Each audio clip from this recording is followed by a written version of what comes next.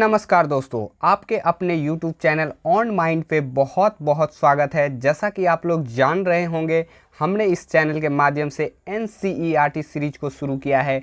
मैं आप लोगों को बता दूं कि हमने बहुत सारे क्लास के बहुत से NCERT चैप्टर्स को करा रखा है।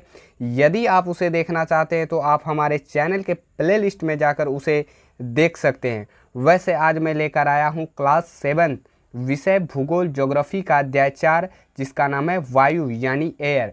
तो इस वीडियो में इस चैप्टर के किन किन टॉपिक्स को हम डिस्कस करने वाले, तो सबसे पहले उसे देख लेते हैं। तो विषय यानी कि टॉपिक्स, तो सबसे पहला टॉपिक्स हमारा रहेगा परिचय यानी कि इंट्रोडक्शन, और दूसरा टॉपिक्स हमारा रहेगा वायुमंडल का संगठन, और इसके अंतर्गत हम लोग वायुमंडल में पाई जाने वाली विभिन्न प्रकार की गैसों के बारे में जानेंगे। तीसरा टॉपिक्स हमारा रहेगा वायुमंडल की संरचना, और इसके अंतर्गत हम लोग क्षोभ मंडल, समताप मंडल, मध्य मंडल, आयन मंडल और बहिर्मंडल के बारे में थोड़े विस्तार से पढ़ेंगे।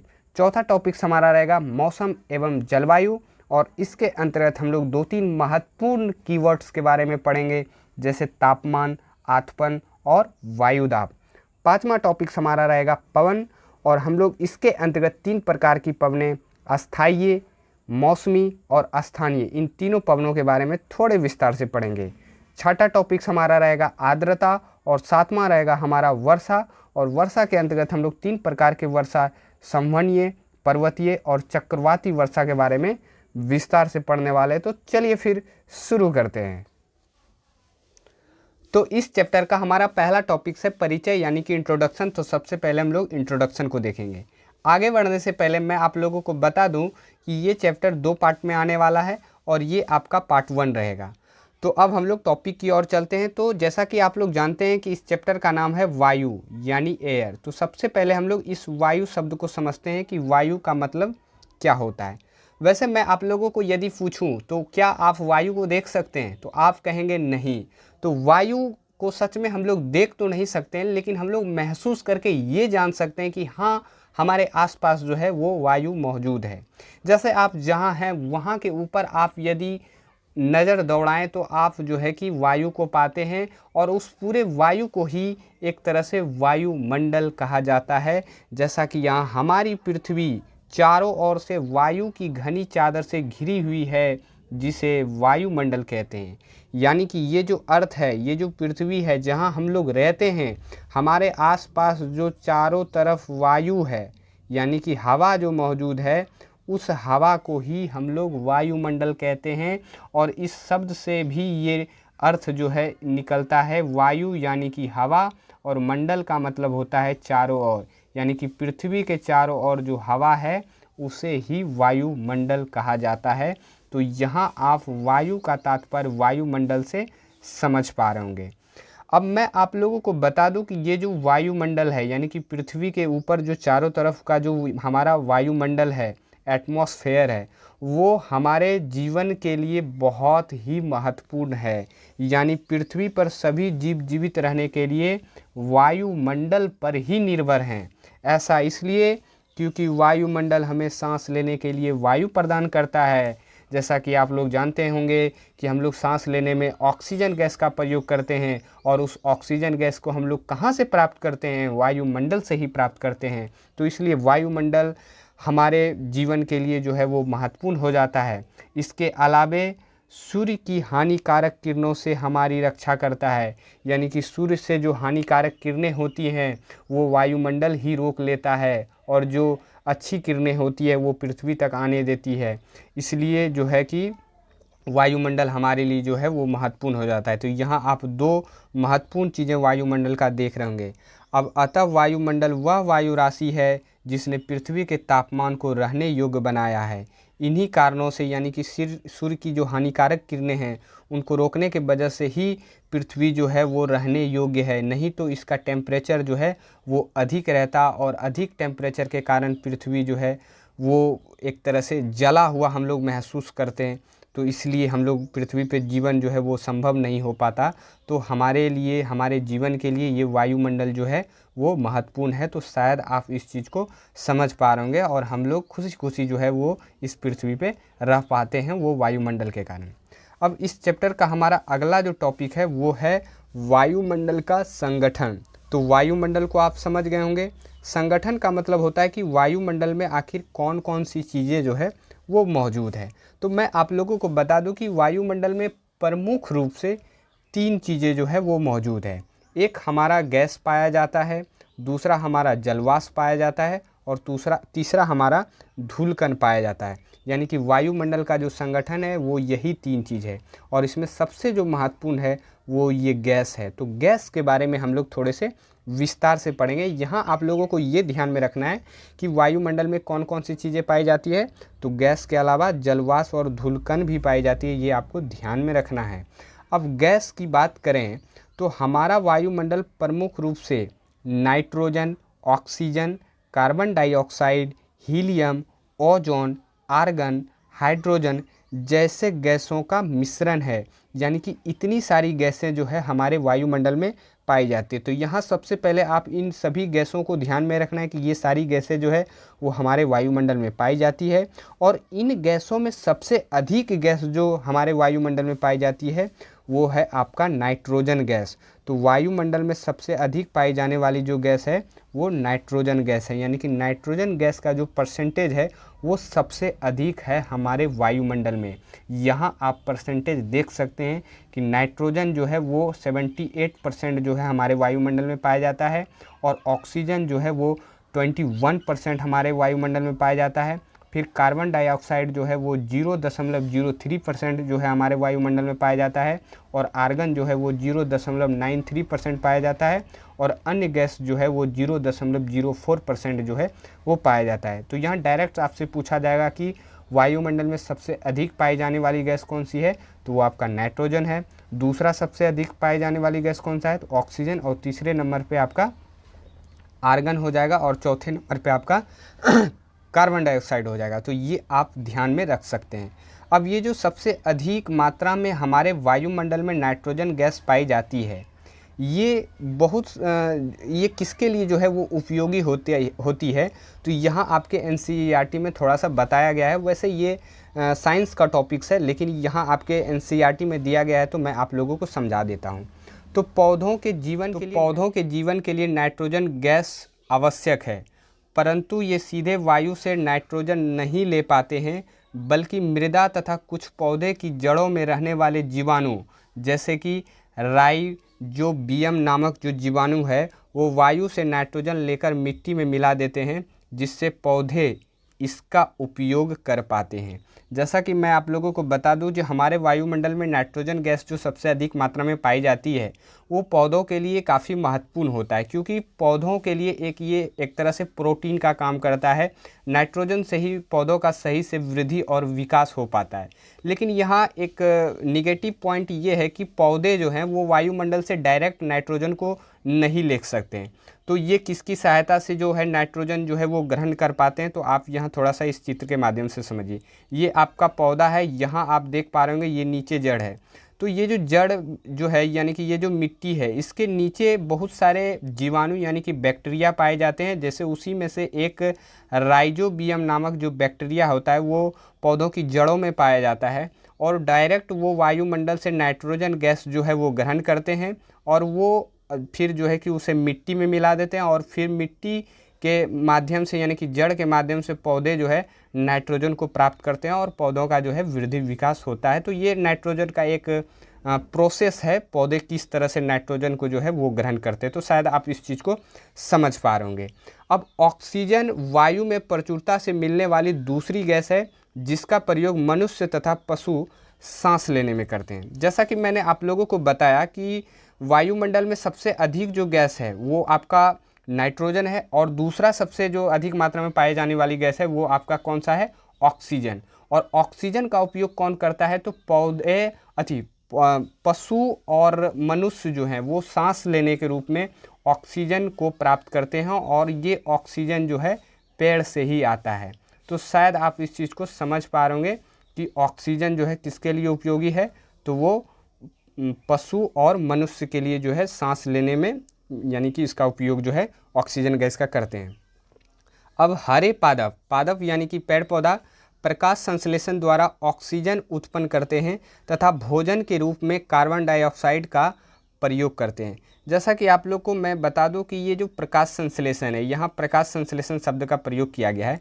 आप लोग जानते होंगे कि पौधे जो है वो प्रकाश संश्लेषण के माध्यम से ही अपना भोजन बना पाते हैं, और फिर इसी प्रक्रिया में वे भोजन बनाने के दरमियान ऑक्सीजन को जो है वो छोड़ते हैं, और उसी ऑक्सीजन को हम पशु, मनुष्य, ये सभी जो हैं सांस लेने के तौर पे उस ऑक्सीजन गैस का प्रयोग करते हैं। जैसा कि आप लोग जानते हैं कि हरे पौधे जो होते हैं, हरे पौधे की जो पत्तियां होती हैं उसमें क्लोरोफिल पाया जाता है, और वो क्लोरोफिल सूर्य के प्रकाश को जो है वो एब्जॉर्ब करता है, यानी कि लेता है, और फिर वो वायुमंडल से वही पौधा जो है वो कार्बन डाइऑक्साइड डायरेक्ट लेता है, और फिर इस विधि में जो है कि वो क्या करते हैं, भोजन बनाते हैं, और फिर वायुमंडल में ये इसी दरमियान में, प्रकाश संश्लेषण के दरमियान में ऑक्सीजन को छोड़ते हैं, और इसी ऑक्सीजन को हम लोग क्या करते हैं, सांस लेते हैं। तो यहाँ आप देख सकते हैं, यहाँ पौधों से ऑक्सीजन छोड़ा जा रहा है, और हम लोग कौन सा गैस छोड़ते हैं, तो कार्बन डाइऑक्साइड, और कार्बन डाइऑक्साइड से भोजन कौन बनाता है, तो पौधा, और ऑक्सीजन हम लोग के लिए उपयोगी है। तो ये एक प्रोसेस है, आप शायद इस चीज़ को समझ पा रहे होंगे। तो ये दोनों जो है वो काफ़ी इम्पोर्टेंट है कि किस तरह से पौधे जो है कि भोजन बनाते हैं, उनके लिए किस तरह से कार्बन डाइऑक्साइड गैस जो है वो उपयोगी है, और फिर भोजन के दरमियान वो ऑक्सीजन को छोड़ते हैं, और वो ऑक्सीजन हम सभी जीव के लिए जो है वो उपयोगी होता है। तो ये प्रोसेस जो है वो चलते रहता है नेचुरली पृथ्वी पे। तो मनुष्यों, अब अगला हमारा है मनुष्यों तथा पशुओं द्वारा बाहर छोड़ी जाने वाली कार्बन डाइऑक्साइड की मात्रा पादपों द्वारा प्रयोग की जाने वाली कार्बन डाइऑक्साइड गैसों के बराबर है, जिससे वायुमंडल में संतुलन बना रहता है। यहाँ आप इस चीज़ को ऐसे समझिए, जैसा कि यहाँ ये चीज़ कहा जा रहा है कि किस तरह से पौधे जो है वो ऑक्सीजन को छोड़ते हैं, और हम लोग कार्बन डाइऑक्साइड को छोड़ते हैं, और ये कार्बन डाइऑक्साइड पौधों के लिए उपयोगी होता है, और इसके द्वारा छोड़ी जाने वाली ऑक्सीजन हम लोग के लिए उपयोगी होता है। तो ये जो संतुलन आपस में जो चलता रहता है, ये एक तरह से बराबर होता है। इस वजह से यहाँ के वायुमंडल जो है वो संतुलन में होता है, कि जितना कार्बन डाइऑक्साइड हम लोग छोड़ रहे हैं उतना पादप जो है वो एब्जॉर्ब कर ले रहा है, यानी कि वो ले रहा है। तो इस वजह से ये संतुलन जो है बना रहता है। ऐसा इसलिए क्योंकि ये जो कार्बन डाइऑक्साइड गैस है ये गर्म गैस है, यदि इसकी मात्रा जो है यदि पृथ्वी पे बढ़े तो पृथ्वी का तापमान जो है वो बढ़ने लगेगा, तो हम लोग को ही दिक्कत होगा। तो ये संतुलन जो है होना बेहद ज़रूरी है। इसलिए कहा जाता है कि ज़्यादा से ज़्यादा जो है वो पेड़ लगाया जाए, ताकि ज़्यादा से ज़्यादा पौधों द्वारा ऑक्सीजन जो है वो छोड़ा जाए। अब देखिए क्या होता है कि कभी कभी क्या होता है कि कार्बन डाइऑक्साइड गैस यदि पृथ्वी पे बढ़ जाए तो इससे एक इफेक्ट होता है पृथ्वी पे, जिसे ग्रीन हाउस प्रभाव कहा जाता है। तो ये ग्रीन हाउस प्रभाव के लिए जो जिम्मेदार गैस होता है वो कार्बन डाइऑक्साइड गैस ही होता है। तो इसलिए कार्बन डाइऑक्साइड गैस को ग्रीन हाउस गैस कहा जाता है। अब इससे क्या होता है, ये ग्रीन हाउस गैस हम लोग आगे समझते हैं कि कार्बन डाइऑक्साइड गैस जब सूर्य द्वारा प्रकाशित किरणों को पृथ्वी पर ही रोक लेती है, इसके कारण जो प्रभाव उत्पन्न होता है उसे ग्रीन हाउस प्रभाव कहते हैं। जैसा कि आप लोग जानते हैं कि ज़्यादा से ज़्यादा यदि हम लोग पेड़ यदि काटें, और पेड़ के अलावा अन्य कारक भी इसमें जिम्मेदार होते हैं, जैसे कि कोयला हो गया, खनिज ईंधन हो गया, ये सारी चीज़ों से जो है कार्बन डाइऑक्साइड गैस जो है वो ज़्यादा रिलीज होता है। तो इसके वजह से यदि पृथ्वी पे कार्बन डाइऑक्साइड गैस की मात्रा यदि बढ़ जाए, तो ये जो सूर्य का प्रकाश जो है पृथ्वी पे आता है, ये आता तो है, ये कार्बन डाइऑक्साइड गैस के बढ़ने के कारण ये पृथ्वी पर ही रुक जाता है, ये रिफ्लेक्शन होकर ये वापस जो है लौटता नहीं है। तो इस वजह से पृथ्वी का तापमान जो है वो बढ़ते रहता है, और ये जो प्रक्रिया होती है, ये जो प्रोसेस होता है, इसी को ग्रीन हाउस प्रभाव कहते हैं। तो शायद आप इस चीज़ को समझ पा रहे होंगे। तो इसमें आपको ये ध्यान में रखना है कि कार्बन डाइऑक्साइड जो है वो एक ग्रीन हाउस गैस है, क्योंकि ये ग्रीन हाउस प्रभाव होने के लिए ये जिम्मेदार कारक है। अब इससे होता क्या है कि यदि पृथ्वी का यदि तापमान ज़्यादा से ज़्यादा बढ़ने लगे, यदि ग्रीन हाउस प्रभाव हो, तो इससे मौसम एवं जलवायु में जो है वो परिवर्तन हो जाता है। समय पे वर्षा नहीं होगी, पृथ्वी का तापमान ज़्यादा बढ़ने लगेगा, गर्मी ज़्यादा बढ़ने लगेगी। तो ये कारण जो है ये निगेटिव पॉइंट है इस ग्रीन हाउस प्रभाव का। तो इससे हम लोग को बचना चाहिए, इसलिए ज़्यादा से ज़्यादा जो है पेड़ वगैरह हमें लगाना चाहिए। अब यहाँ एक कीवर्ड्स को हम लोग समझेंगे कि भूमंडलीय तापन, जिसे हम लोग इंग्लिश में ग्लोबल वार्मिंग कहते हैं। तो ये क्या होता है इसे समझते हैं।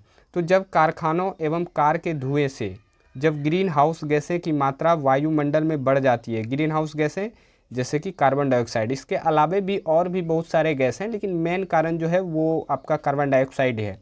तो इससे पृथ्वी का तापमान बढ़ता है, तो इसे भूमंडलीय तापन या ग्लोबल वार्मिंग कहा जाता है। तो यही होता है कि यदि ग्रीन हाउस गैसें यदि पृथ्वी पे बढ़ जाएगी तो सूर्य की किरणें जो इस तरह से पृथ्वी पे आएगी, ये रिफ्लेक्ट होके जो है कि वो वापस नहीं जा पाती, वो पृथ्वी पर ही रुक जाती है। तो इस वजह से पृथ्वी का तापमान जो है वो बढ़ते रहता है। तो इसे ही ग्लोबल वार्मिंग या भूमंडलीय तापन या इस तरह से इसे जो है वो देखा जाता है। अब हम लोग अगले पेज पे अगले टॉपिक के बारे में अब हमारा अगला टॉपिक है वायुमंडल की संरचना। तो यहाँ हम लोग जानेंगे कि वायुमंडल जो हमारा है वो उसकी किस प्रकार की संरचना है, तो उसे हम लोग यहाँ देखेंगे।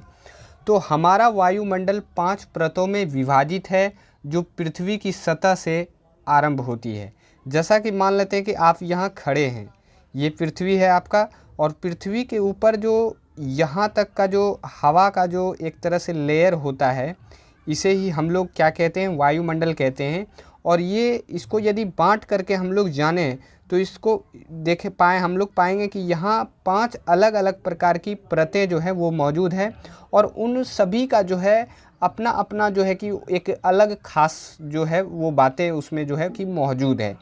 तो यहाँ हम लोग वायुमंडल की संरचना में इन्हीं 5 परतों के बारे में हम थोड़े विस्तार से पढ़ेंगे, और उनके जो भी खास बातें हैं उसे हम लोग जानेंगे जो एग्ज़ाम में जो है वो पूछा जाता है। तो यहाँ आप देख सकते हैं ये आपका पृथ्वी है, और यहाँ से हम लोग ऊपर बढ़ना शुरू करें अंतरिक्ष की ओर, तो सबसे पहला जो हमारा परत होगा वो होगा क्षोभ मंडल। फिर दूसरा जो हमारा परत होगा वायुमंडल का उसे हम लोग समताप मंडल कहते हैं। तीसरी जो परत है उसे हम लोग मध्य मंडल कहते हैं। चौथी जो परत है उसे आयन मंडल, और पांचवा और आखिरी मंडल जो है वो है बहिर्मंडल। तो ये 5 परतें जो है वो हमारे वायुमंडल में मौजूद है, और ये बहिर्मंडल के बाद हम लोग यहाँ जो है ऊपर जो है अंतरिक्ष में प्रवेश कर जाता है, मतलब प्रवेश कर जाते हैं। यहाँ तक का जो ये क्षेत्र है यही वायुमंडल कहलाता है। तो इस 5 वायुमंडल के परतों को हम लोग एक एक करके अच्छे से जानेंगे, और क्या क्या एग्ज़ाम में पूछा जाता है उसे भी हम लोग यहाँ जानेंगे। तो सबसे पहला जो हमारा मंडल है उसे हम लोग क्षोभ मंडल, जिसे संवहन मंडल भी कहा जाता है, आप इसे ध्यान में रख सकते हैं। तो हम लोग जानेंगे कि क्षोभ मंडल की आखिर क्या क्या खास बातें हैं। तो यह वायुमंडल की सबसे महत्वपूर्ण परत है, क्योंकि हम इसी मंडल में मौजूद वायु से सांस लेते हैं। सबसे पहला खास बात ये है कि ये आपका पृथ्वी है, और यहाँ से जैसे हम लोग ऊपर की ओर बढ़ें तो सबसे पहला जो वायुमंडल का परत पाया जाएगा उसे हम लोग क्षोभ मंडल कहते हैं। और इसी में सभी जो है कि गैसें जो है वो मौजूद है, जिसमें से ऑक्सीजन गैस जो हम लोग सांस के रूप में लेते हैं वो इसी मंडल से लेते हैं। मैं आप लोगों को बता दूं कि इस गैस में प्रमुख रूप से नाइट्रोजन और ऑक्सीजन ये गैसें जो है वो पाई जाती है। हाइड्रोजन, हीलियम ये सारी गैसें इस मंडल में नहीं पाई जाती है, तो ये आप ध्यान में रखिएगा। Carbon dioxide, nitrogen, oxygen, argon ये सारी गैसें जो है इसमें पाई जाती है। अब मौसम से संबंधित लगभग सभी घटनाएं जैसे वर्षा, कोहरा, ओलावर्षण एवं बादल का गरजना, ये सारी घटनाएं क्षोभ मंडल में घटित होती है। यानी कि मौसम संबंधित जितनी भी घटनाएं हैं वो हमारे क्षोभ मंडल में ही घटित होती है। ये महत्वपूर्ण बातें हैं क्षोभ मंडल के बारे में। मौसम से संबंधित घटना कौन कौन सी, जैसे कि वर्षा, कोहरा आप तो जान रहे हैं, ओलावर्षण यानी कि बर्फबारी, बादलों का गरजना ये तो जान ही रहे हैं। ये सारी घटनाएं मौसम से संबंधित है, और ये कहाँ घटित होती है, तो क्षोभ मंडल में घटित होती है। ये आप ध्यान में रखिएगा। अब इसकी औसत ऊंचाई यदि देखा जाए तो ये 12 से 16 किलोमीटर होती है। आप लोग कभी कभी सोचते होंगे कि क्षोभ मंडल की ऊंचाई जो है इतनी ही है। वैसे देखिए ये जो ऊंचाई है ना, ये जो हमारा पीक है यानी कि जो हिमालय पर्वत है वहाँ से क्षोभ मंडल की ऊंचाई जो है वो देखी जाती है। जैसे मैं आप लोगों को इस चित्र में दिखाना चाहूँ तो यहाँ आप देख सकते हैं, ये आपका क्षोभ मंडल है और ये आपका पर्वत है, और यहाँ से ये जो हिस्सा आप देख रहे हैं 13 किलोमीटर तक, लगभग 13 से 16 किलोमीटर तक माना जाता है, ये क्षोभ मंडल का हिस्सा होता है। और यही मौसम से संबंधित सभी घटनाएं जो है वो घटित होती है। अब क्षोभ मंडल के बारे में आप लोग को नोट में ये ध्यान में रखना है कि गर्मी में इसकी ऊंचाई बढ़ जाती है तथा सर्दी में इसकी जो ऊंचाई है वो थोड़ी घट जाती है, तो ये आप ध्यान में रख सकते हैं। अब वायुमंडल में जो हमारा अगला परत है वो है समताप मंडल। तो समताप मंडल, क्षोभ मंडल के ऊपर का भाग समताप मंडल कहलाता है। यह लगभग 50 किलोमीटर की ऊंचाई तक फैला हुआ है। क्षोभ मंडल यहाँ आप देख सकते हैं, पृथ्वी से ऊपर यदि जाएं तो सबसे पहले हमको क्षोभ मंडल मिलेगा, और उसके बाद का जो परत है यहाँ आप देख सकते हैं ये आपका समताप मंडल है। अब समताप मंडल की क्या खास बात है? समताप मंडल में किसी भी प्रकार की मौसमी घटनाएं नहीं घटित होती है, इसलिए इस मंडल में अच्छी परिस्थितियां मौजूद होते हैं, जिसके कारण इस मंडल में हवाई जहाज उड़ाया जाता है।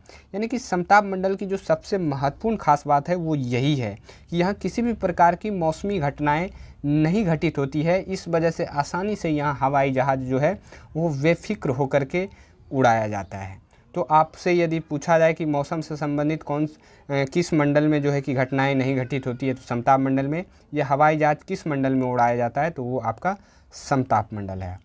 तो समताप मंडल में एक और ख़ास बात है कि समताप मंडल में ही ओजोन गैस की परत मौजूद है। यह परत सूर्य से आने वाली हानिकारक किरणों से हमारी रक्षा करता है।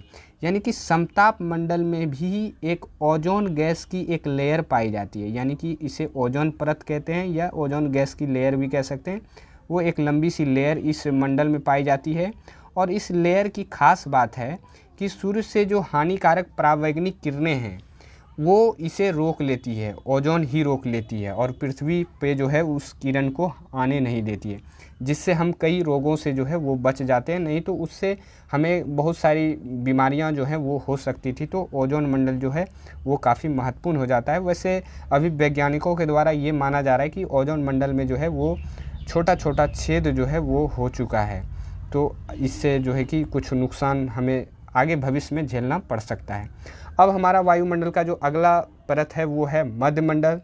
तो मध्यमंडल में आप लोग को ध्यान में रखना है कि समताप मंडल के बाद जो हमारा अगला मंडल है वो मध्यमंडल ही है। और यहाँ की एक खास बात है कि मध्यमंडल समताप मंडल के ठीक ऊपर होती है। यह लगभग 80 किलोमीटर की ऊंचाई तक फैली हुई है, ये आप ध्यान में रख सकते हैं। लेकिन सबसे महत्वपूर्ण बात जो है, यहाँ अंतरिक्ष से प्रवेश करने वाली उल्कापिंड इसी परत में आने पर जल जाती है। यानी कि यहाँ बहिर्मंडल के बाद जो है वो अंतरिक्ष पाया जाता है। अंतरिक्ष मतलब कहा जाता है, वहाँ से देखा जाता है कि ये अब हम लोग अंतरिक्ष में प्रवेश कर गए। अब अंतरिक्ष से बहुत सारे उल्कापिंड जो है वो पृथ्वी की ओर जो है वो गिरते हैं, और गिरने के क्रम में ही जैसे ही ये मध्यमंडल में प्रवेश करता है, जैसे कि आप यहाँ देख सकते हैं ये आपका उल्कापिंड है, यहाँ भी दिखाया जा रहा है, ये आपका मध्यमंडल है। यहाँ आते आते ये जल जाता है, यानी कि जल के वहीं भस्म यानी कि ख़त्म हो जाता है, और ये पृथ्वी तक नहीं आ पाता है। तो ये मंडल भी हम लोगों के लिए काफ़ी महत्वपूर्ण हो जाता है। यदि ये पृथ्वी पर गिरता तो काफ़ी नुकसान हो सकता था। तो आपको ये ध्यान में रखना है कि अंतरिक्ष से जो आने वाली उल्कापिंड है वो कहाँ जल जाती है, तो वो आपका मध्यमंडल में जल जाती है। अब वायुमंडल में जो हमारा अगला मंडल है वो हमारा है वायुमंडल, जिसे आयन मंडल भी कहा जाता है। मैं आप लोगों को बता दूं कि एनसीईआरटी में जो इस मंडल का नाम दिया गया है वो वायुमंडल ही दिया गया है, और वायुमंडल में ही ऐसा बताया जा रहा है कि आयन मंडल नामक एक लंबी गैस की परत जो है वो पाई जाती है, जिसकी मोटाई जो है वो 80 से 400 किलोमीटर तक एनसीईआरटी में बताई गई थी। ये आपको कंफ्यूज नहीं होना है, वायुमंडल बोले या आयन मंडल बोले, ये एक ही वायुमंडल में ही आयन मंडल पाया जाता है, तो इसलिए वायुमंडल को कभी कभी आयन मंडल भी कहा जाता है। तो एकदम आपको बेफिक्र रहना है। अब इसमें एक ही खास बात है कि रेडियो संचार के लिए इस परत का उपयोग होता है। वास्तव में पृथ्वी से प्रसारित रेडियो तरंगे इसी परत द्वारा पुनः पृथ्वी पर परावर्तित कर दी जाती है। तो यहाँ आप देख सकते हैं ये आपका आयन मंडल है, यानी कि संचार उपग्रह जो है, यानी कि रेडियो वगैरह जो संचार जो ऊपर जो है कि वो रखे जाते हैं वो इसी मंडल में जो है वो रखे जाते हैं, और यहीं से कोई भी चीज़ जो है रेडियो के माध्यम से प्रसारित होता है, यानी कि परावर्तित होता है, जैसे कि नेटवर्क वगैरह हो गया, वो इसी मंडल में जो है लगाया जाता है। अब आप लोगों को एक कन्फ्यूजन ये हो सकता है, मुझे भी हुई थी, कि इसमें आप ध्यान में रखिएगा कि संचार उपग्रह यदि बोले तो वो आपका जो है आयन मंडल में लगाया जाता है, और सिर्फ उपग्रह बोले तो ये आपका जो है बहिर्मंडल में जो है ये चीज़ें जो है वहाँ छोड़ी जाती है। उपग्रह यानी कि ये एक तरह का सैटेलाइट हुआ जो कि अंतरिक्ष में भेजा जाता है, जो पृथ्वी और चंद्रमा इन सभी का जो है वो चक्कर लगाता है। तो ये उपग्रह हो गया, ये संचार उपग्रह हो गया। ये भी एक तरह का सैटेलाइट ही हुआ, लेकिन ये एक तरह से इससे थोड़ा सा अलग है। तो ये डिफरेंस है दोनों में, तो आपको ये चीज़ें कंफ्यूज नहीं होना है। तो आप शायद इस चीज़ को ध्यान में रख सकते हैं। यहाँ आपका ये आपका आयनमंडल है। अब वायुमंडल में हमारा जो लास्ट परत है वो है बहिर्मंडल। अब देखते हैं कि इस मंडल की क्या खास बात है। तो यह वायुमंडल के सबसे ऊपरी परत है। यहाँ भी वायु की पतली परत होती है और इसमें से कुछ हल्की गैसें जैसे कि हीलियम एवं हाइड्रोजन पाए जाते हैं। यानी कि वायुमंडल की जो सबसे ऊपर की परत है उसे हम लोग बहिर्मंडल कहते हैं। और इसमें भी जो है कि वायु की कुछ पतली परत होती है, जिसमें से दो महत्वपूर्ण गैसें जैसे कि हीलियम और हाइड्रोजन, ये दोनों गैसें जो है वो पाई जाती है। ये काफ़ी महत्वपूर्ण है इस मंडल के लिए, ये आपको ध्यान में रखना है। डायरेक्ट पूछा जाएगा कि हाइड्रोजन और हीलियम किस मंडल में पाया जाता है, तो बहिर्मंडल में। और यहाँ से फिर हम लोग अंतरिक्ष में प्रवेश करते हैं। यहाँ भी जो है कि अंतरिक्ष से रिलेटेड बहुत सारे उपग्रह को यहाँ जो है आखिर में छोड़ा जाता है। तो शायद आप इस चीज़ को समझ पा रहे होंगे। तो ये छोटा सा प्रयास आप लोगों को अच्छा लगा हो तो आप कमेंट करके ज़रूर बताएं, और जल्द ही इसका पार्ट 2 जो है वो अपलोड कर दिया जाएगा। जय हिंद, जय भारत।